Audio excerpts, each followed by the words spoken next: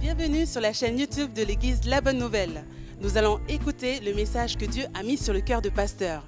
Soyez bénis et bonne écoute. Yorana, Mété, bon fête des pères. Wouh! Oui!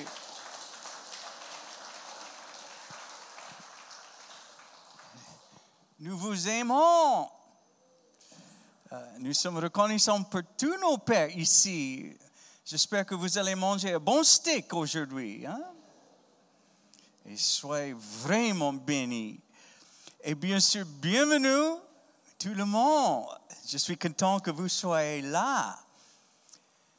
Avez-vous besoin d'espoir aujourd'hui? Avez-vous besoin de guérison pour votre cœur brisé? Je sais qu'à l'église, vous verrez principalement des sourires, mais nous sommes tous confrontés à des défis. Eh bien, vous êtes au bon endroit.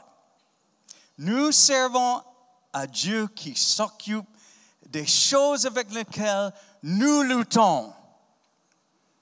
Juste avant le message, prions. Seigneur, nous te louons. Tu es un Dieu fidèle qui prend soin de ses enfants. Parfois, nous essayons d'agir comme si nous étions plus forts que nous ne le sommes vraiment. Mais tu vois notre besoin. Et tu nous appelles à venir à toi pour avoir la guérison. Aide ceux qui souffrent ici aujourd'hui à répondre à ton appel et à venir à toi. Bénis et guéris ton peuple. Au nom de Jésus. Amen. Un navire traversait l'océan Atlantique. Le voyage était long et la mer était agitée. Un passager se tenait sur le pont. OK, ce n'est pas très précis. En fait, il était penché sur le balustrade du paquebot. Il avait le mal de mer. Son visage avait pris plusieurs nuances de vert. Un steward est arrivé et l'a vu. Il a essayé de lui remonter le moral. Il a dit, ne soyez pas découragé, monsieur. Vous savez, personne n'est mort du mal de mer. Le passager nauséeux a regardé le steward et a répondu, oh non, ne dites pas ça. C'est seulement l'espoir de mourir qui m'a maintenu en vie aussi longtemps. C'est une personne qui a perdu espoir. Si votre seul espoir est de mourir, c'est une indication assez claire que vous avez perdu espoir. Avez-vous parfois l'impression que certaines personnes attendent juste de mourir? Elles sont arrivées au point où elles pensent qu'il n'y a plus rien pour elles dans cette vie. Et au lieu d'espérer et de croire en de meilleures choses, elles abandonnent. Je comprends pourquoi cela arrive. Elles expérimentent une grande déception dans leur vie. Ce qu'elles espéraient voir arriver n'est pas arrivé. Elles voulaient une bonne santé et elles sont tombées malades. Elles voulaient avoir un bon travail et elles ont perdu leur travail. Elles voulaient une famille heureuse. Au lieu de cela, elles ont eu un divorce et de l'amertume. Donc, et maintenant, que faisons-nous lorsque nous sommes confrontés aux déceptions de la vie? Faisons-nous ce que Miss Havisham a fait? Vous souvenez-vous d'elle dans le livre de Charles Dickens?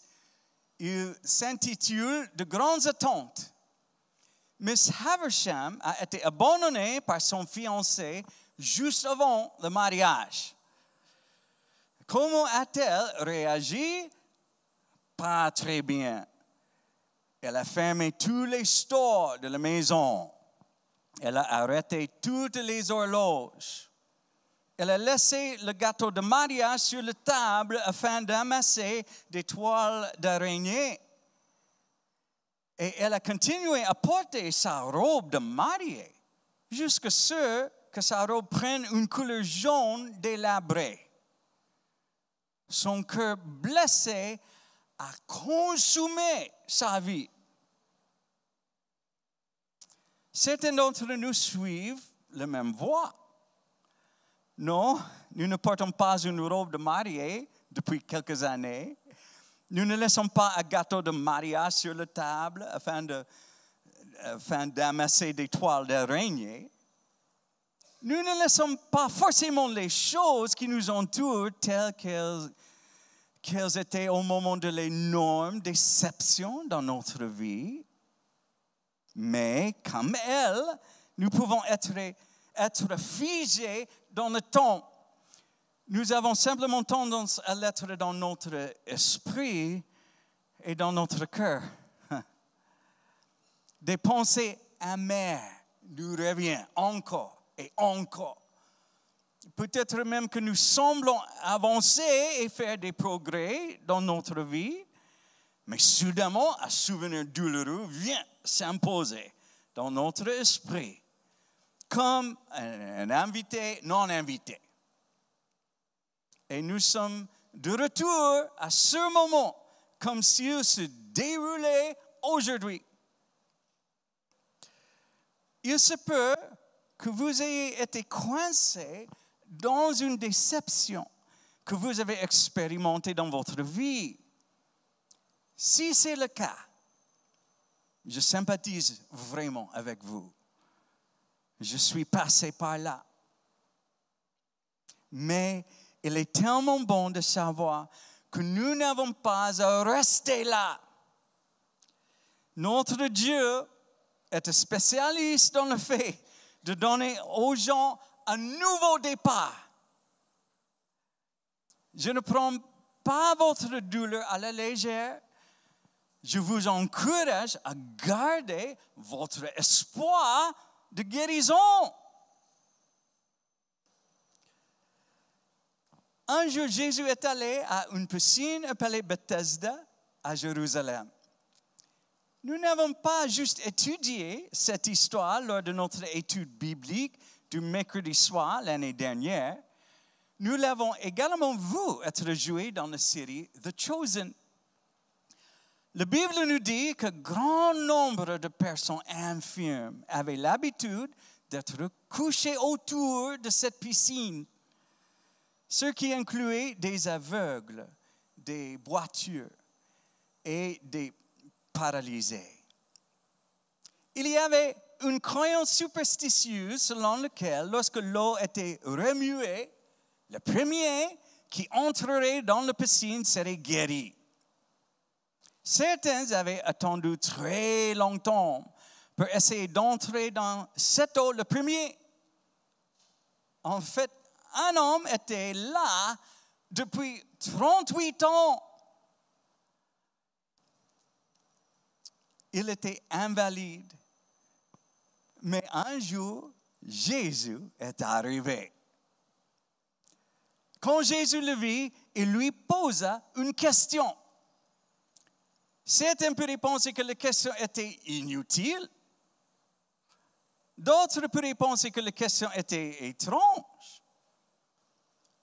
Je pense que c'était non seulement une question fascinante, mais aussi une question parfaite. Jean chapitre 5, verset 6. Jésus l'ayant vu coucher et sachant qu'il était malade depuis longtemps, lui dit, « Veux-tu être guéri? » Certains, en attendant cette question, ont peut-être pensé qu'elle était bête. Bien sûr qu'il veut être guéri. Sinon, pourquoi serait-il ici? Pourquoi serait-il passé autant d'années près de cette piscine? D'autres ont peut-être même considéré la question comme insensible. Tu demandes cela à un invalide? Ils ont peut-être même pensé que c'était cruel de sa part de poser cette question. Mais Jésus voit des choses que les autres ne voient pas. Il peut voir directement dans nos pensées et notre cœur. Il est la sagesse personnifiée. Il sait ce que nous avons besoin d'entendre et il dit la vérité avec amour. Cet guérisseur qui a une grande compassion, mais il cherche aussi la foi dans notre cœur. Il cherchait la foi dans le cœur de cet homme. Il cherchait l'espoir. Cet homme était arrivé au point où il avait peur d'espérer. Il avait peur que ça se solde par plus de déception. Il semble, s'il avait été là pendant 38 ans, à ce stade, il avait probablement renoncé à essayer d'entrer dans la piscine. Il ne voulait certainement pas que ça ressemble à ça.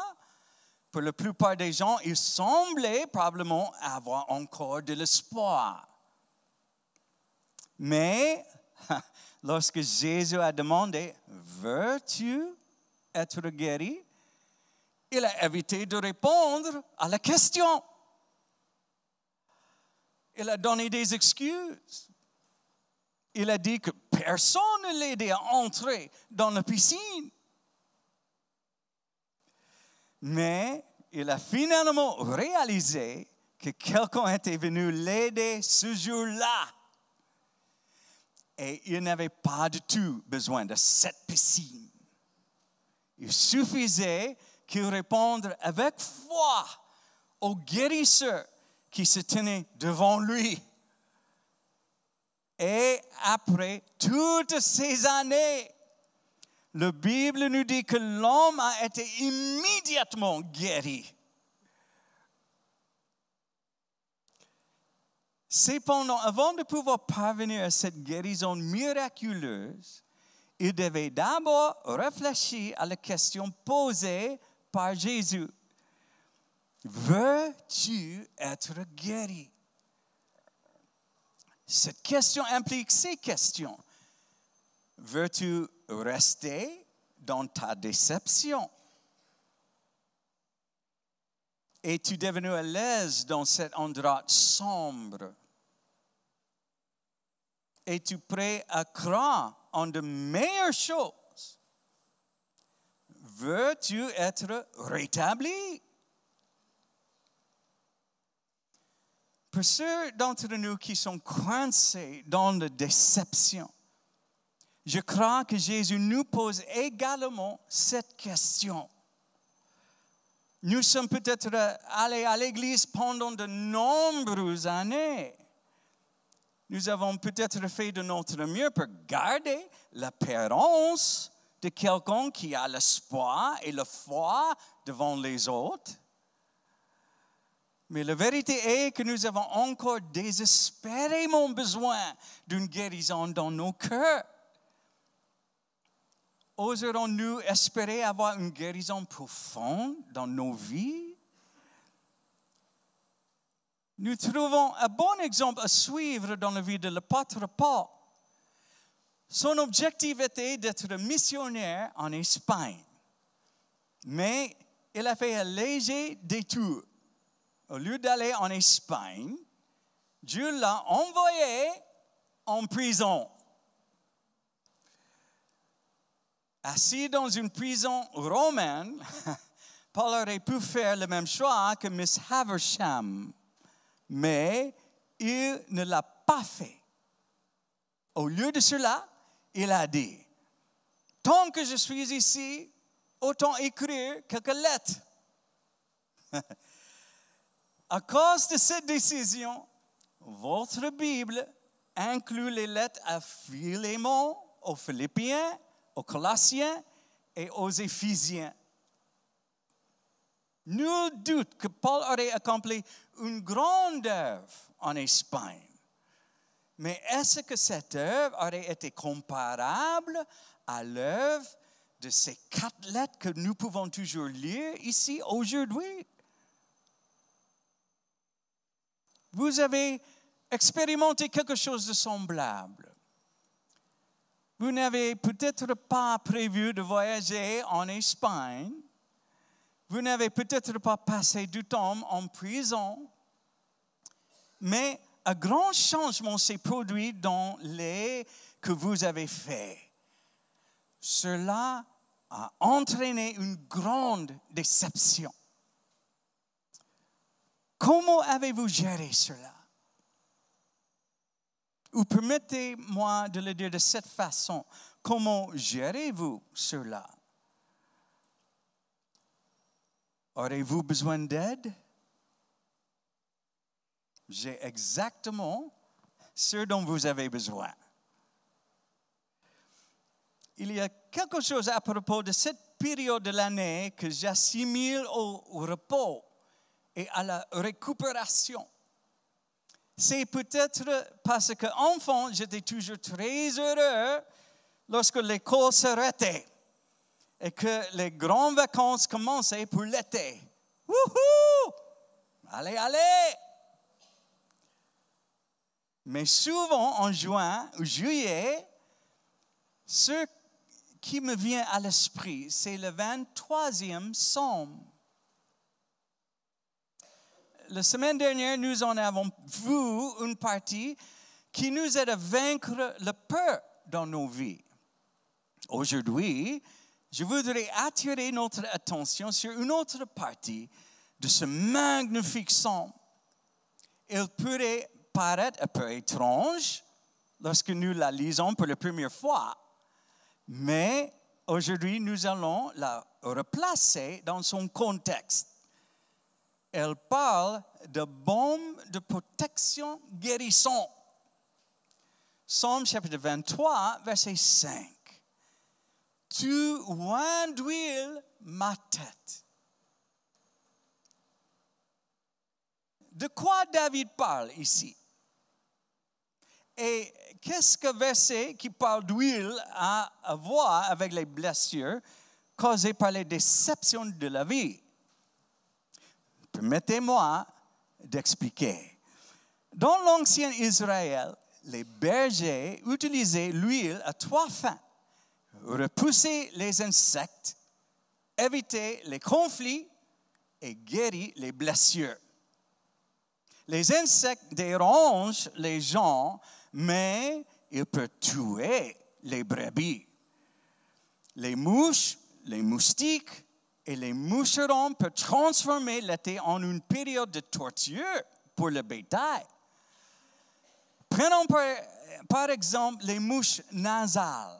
Si elles parviennent à déposer leurs œufs dans la membrane molle du nez de la brebis, les œufs se transforment en larves ressemblant à des vers. Cela rend les brebis folles.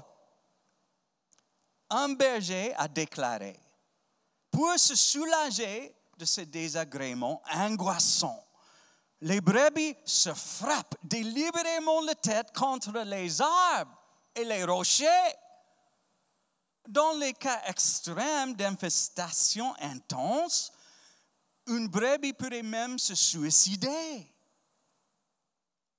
Et elle le fait dans un effort frénétique pour que dans cette aggravation, elle puisse avoir du soulagement.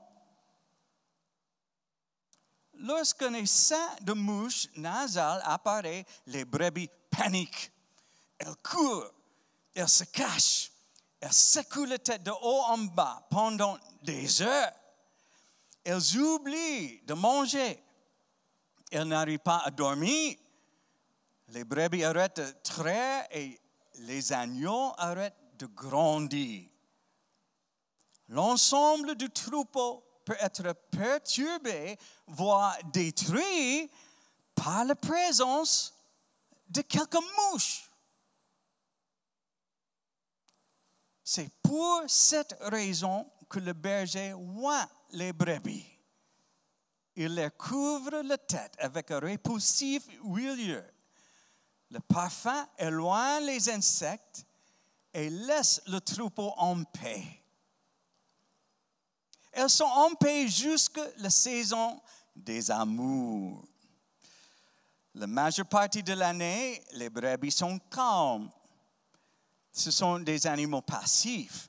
Mais pendant la saison des amours, tout change. Les béliers font le parade dans les pâturages et fléchissent le cou. Ils essaient d'attirer l'attention d'une nouvelle femelle dans le troupeau. Je ne sais pas si c'est vrai, mais j'ai entendu dire que certains béliers faisaient même le haka.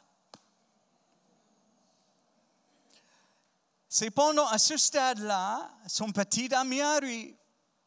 Puis, les béliers baissent la tête et chargent. Ils partent au combat pour conquérir le cœur de leur bien-aimé. Pour éviter les blessures, le berger oint les béliers. Il étale une substance grasse et glissante sur le nez et la tête. Avec ce lubrifiant, il ricoche au lieu de s'écraser les uns sur les autres. Pourtant, ils ont toujours tendance à se blesser. Et ces blessures sont la troisième raison pour laquelle le berger oint les brebis. La plupart des blessures soignées par le berger viennent simplement du fait de vivre dans les pâturages. Les épines piquent ou les rochers coupent. Une brebis pourrait frotter sa tête trop fort contre un arbre. Les brebis se blessent. Donc, le berger inspecte régulièrement les brebis. Il cherche les coupures et les écorchures. Il ne veut pas que les coupures se gravent. Il ne veut pas que les blessures d'aujourd'hui deviennent l'infection de demain. Je sais que les Tahitiens sont vigilants à ce sujet. Lorsque j'étais tout nouveau ici à Tahiti, j'ai dû l'apprendre. Nous avons organisé un camp de jeûne à Totira. C'était merveilleux. Mais j'ai remarqué que beaucoup de jeunes n'arrêtaient pas d'aller consulter l'infirmière. Ils avaient une petite coupure et immédiatement, ils allaient consulter l'infirmière. Je pensais que certains d'entre eux étaient peut-être trop sensibles. Ensuite, je me suis coupé. C'était juste une petite coupure. Mais je me suis dit, je ne vais pas déranger l'infirmière à cause de cette petite coupure. Je suis un homme. Ça ira. Je n'étais pas encore conscient des effets d'un environnement plus humide. Eh bien, vous savez ce qui s'est passé. Quelques jours plus tard, je ne me sentais pas très bien. À ce moment-là, j'étais de retour à Punavia et je suis allé voir le médecin. Quand il a vu mon pied, il a fait les gros yeux. Il a dit, c'est une bonne chose que tu sois venu. Ton pied est infecté. Il a bandé et m'a donné des antibiotiques. Je dois admettre que j'ai une longue histoire avec le fait de faire ce genre de choses. Je nie ou essaie d'ignorer le problème jusqu'à ce que je ne puisse plus l'ignorer. Ce n'est pas une bonne idée d'attendre trop longtemps pour traiter un problème. Vous ne voulez pas que la blessure d'aujourd'hui devienne l'infection de demain. Dieu ne veut pas non plus cela pour nous. Tout comme les brebis, nous avons des blessures. Mais les nôtres sont des blessures du cœur qui viennent des déceptions après déceptions. Si nous n'y prêtons pas attention, ces blessures conduisent à l'amertume. Et donc, tout comme les brebis, nous avons besoin d'être soignés. Psaume chapitre 100, verset 3.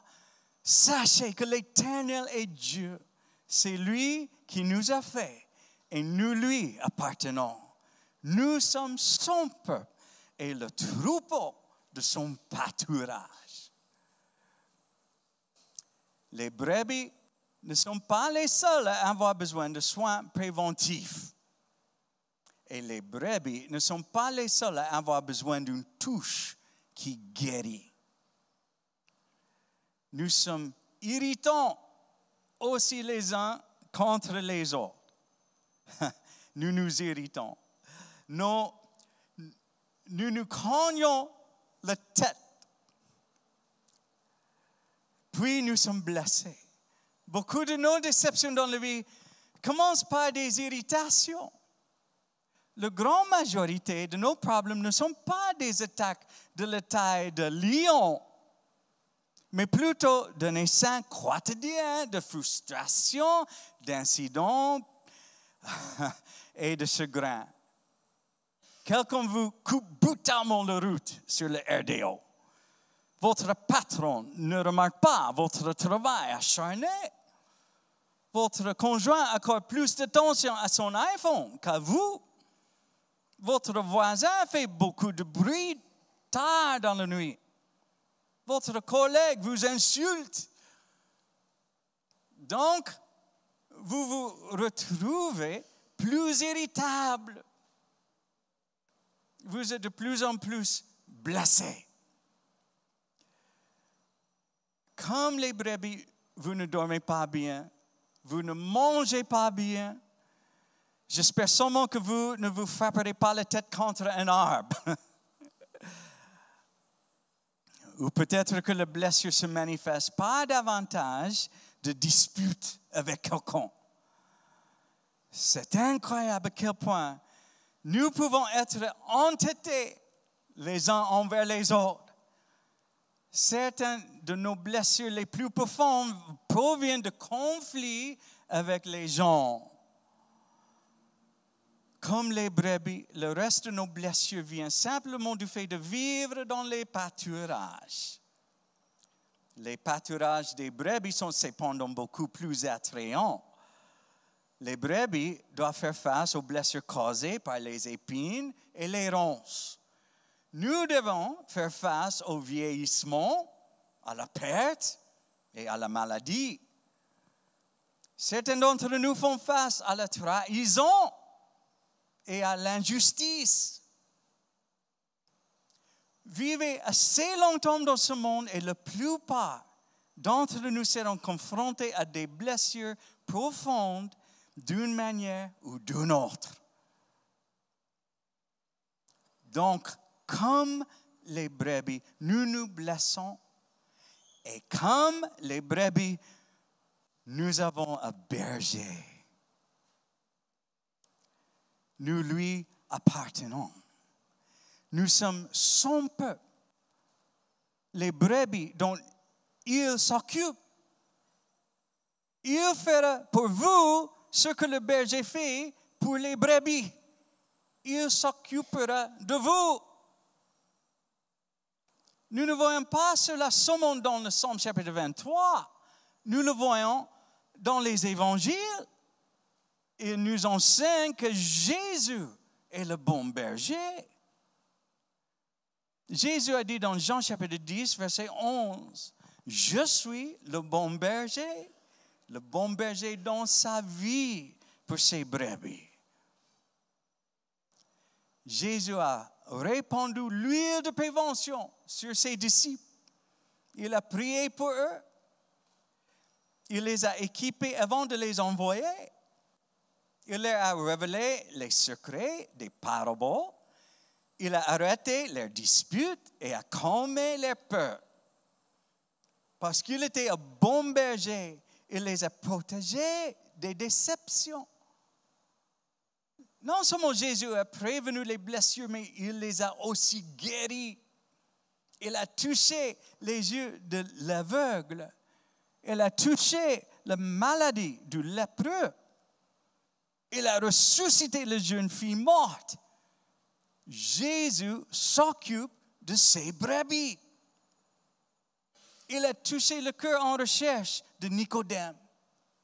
Il a touché le cœur ouvert de Zachée. Il a touché le cœur brisé de Marie de Magdala. Il a touché le cœur obstiné de Paul et le cœur repentant de Pierre. Il a touché le cœur désespéré et incrédule de Thomas. Jésus s'occupe de ses brebis. Et il s'occupera de vous si vous le lui permettez. Comment? Comment le laissez-vous faire? Les étapes sont si simples. D'abord, allez à lui.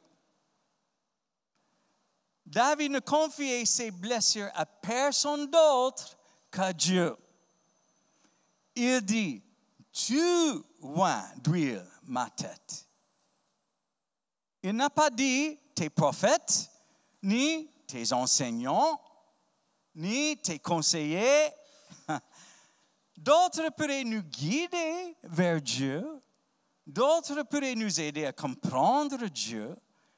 Mais personne ne fait l'œuvre de Dieu, car Dieu seul peut guérir. Psaume chapitre 147, verset 3. Il guérit ceux qui ont le cœur brisé et il pense leurs blessures. Avez-vous confié vos déceptions à Dieu? Vous les avez partagées avec votre voisin, vos proches, vos amis, mais les avez-vous confiées à Dieu? Je pense que nous sommes tellement habitués à nous tourner vers les autres que parfois nous oublions que vraiment nous avons besoin de parler avec Dieu lui-même. Jacques chapitre 5, verset 13. Quelqu'un parmi vous est-il dans la souffrance? Qu'il prie. Avant d'aller ailleurs avec vos déceptions, allez à Dieu.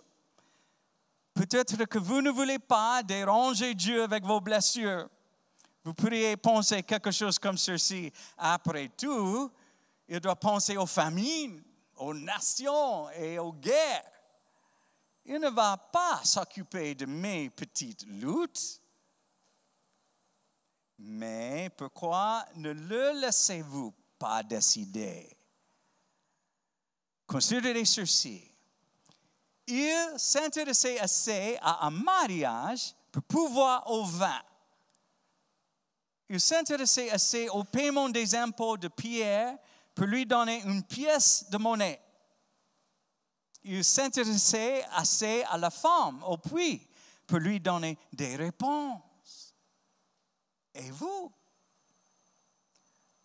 Est-ce qu'il prend soin de vous? Nous voyons la réponse à cette question dans 1 Pierre chapitre 5, verset 7. Et déchargez-vous sur lui de tous vos soucis, car lui-même prend soin de vous. Il prend soin de vous. Le croyez-vous? Dites-le, il prend soin de moi. Dis-le encore, il prend soin de moi. Amen. Certains pourraient avoir besoin de continuer à le dire jusqu'à ce qu'ils y croient vraiment. Il est bon de rendre ce verset plus personnel. Nous pouvons dire, Je vais me décharger sur lui de tous mes soucis parce qu'il prend soin de moi. Donc, la première étape consiste à aller à la bonne personne, aller à Dieu. Votre deuxième étape consiste à adopter le bon pasteur. Deuxièmement, inclinez-vous devant Dieu. Pour être ointe, le brebis doit rester immobile et baisser la tête. Puis, elle laisse le berger faire son travail. Je suis touché chaque fois que je vois un enfant ici, s'approcher et baisser la tête pour que je l'embrasse. J'aime ça. Pierre nous exhorte à être humbles sous la main puissante de Dieu. Pourquoi? Jetez un coup d'œil à 1 Pierre chapitre 5, verset 6. Humiliez-vous donc sous la puissante main de Dieu, afin qu'il vous élève en temps convenable. Quand nous venons à Dieu, nous faisons des requêtes. Nous n'insistons pas pour que les choses soient faites à notre manière. Nous venons avec de grands espoirs et à cœur humble. Nous disons ce que nous voulons, mais nous prions pour ce qui est juste. Et si Dieu nous donne la prison de Rome au lieu de la mission en Espagne, nous l'acceptons. Pourquoi? À cause de ce qu'il nous dit dans Luc chapitre 18, verset 7. Et Dieu ne ferait-il pas justice à ses élus qui crient à lui jour et nuit? Et tardera-t-il à leur égard? Nous allons à lui. Nous nous inclinons devant lui. Et troisièmement, faites-lui confiance. Les brebis ne comprennent pas pourquoi l'huile repousse les mouches. Les brebis ne comprennent pas comment l'huile guérit les blessures. En fait, tout ce que les brebis savent, c'est que quelque chose se passe en présence du berger. Et c'est également tout ce que nous devons savoir. Psaume chapitre 25, versets 1 et 2. Éternel, j'élève à toi mon âme, mon Dieu. En toi, je me confie. Que je ne sois pas couvert de honte, que mes ennemis ne se réjouissent pas à mon sujet. Il se peut donc que vous soyez emprisonné dans une amère déception que vous avez expérimentée dans votre vie. Les souvenirs reviennent sans cesse, vous empêchant d'avancer. S'il vous plaît, écoutez-moi quand je dis ceci. Vous n'êtes pas obligé de rester emprisonné dans cet endroit sombre. Ne laissez pas la plaie être non soignée jusqu'à ce qu'elle se transforme en infection. Cherchez la guérison. Allez au bon berger. Il veut oindre votre tête d'huile. Il a du monoi pour votre âme. Même s'il ne s'agit que d'une petite coupure au cœur, prenez-la au sérieux. Ne l'ignorez pas et ne retardez pas le traitement. Allez à lui. Inclinez-vous devant lui. Faites-lui confiance et laissez la guérison commencer.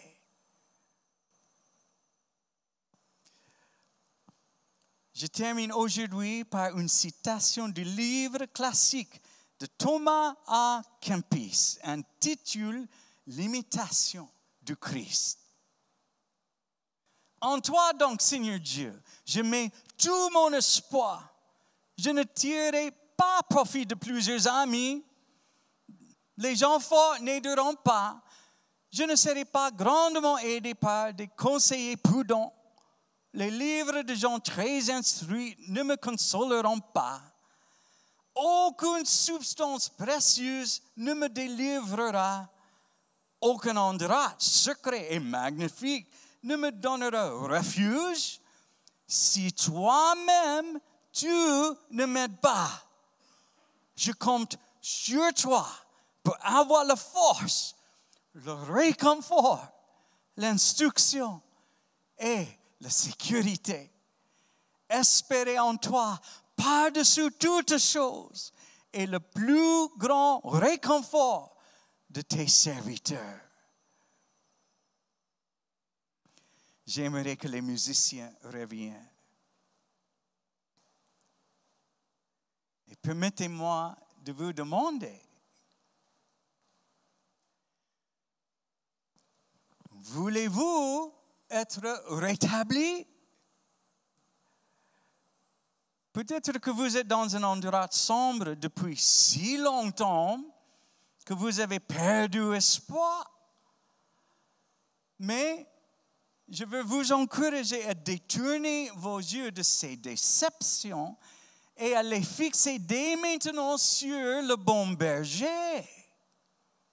C'est lui qui vous demande à vous personnellement, veux-tu être guéri? Il connaît toutes les injustices que vous avez expérimentées. Il connaît la douleur que vous avez ressentie et les souvenirs qui vous narguent encore aujourd'hui. Mais il regarde au plus profond de votre cœur ce matin à la recherche de la foi. Êtes-vous assez courageux pour espérer une guérison? S'il vous plaît, inclinez la tête et fermez les yeux.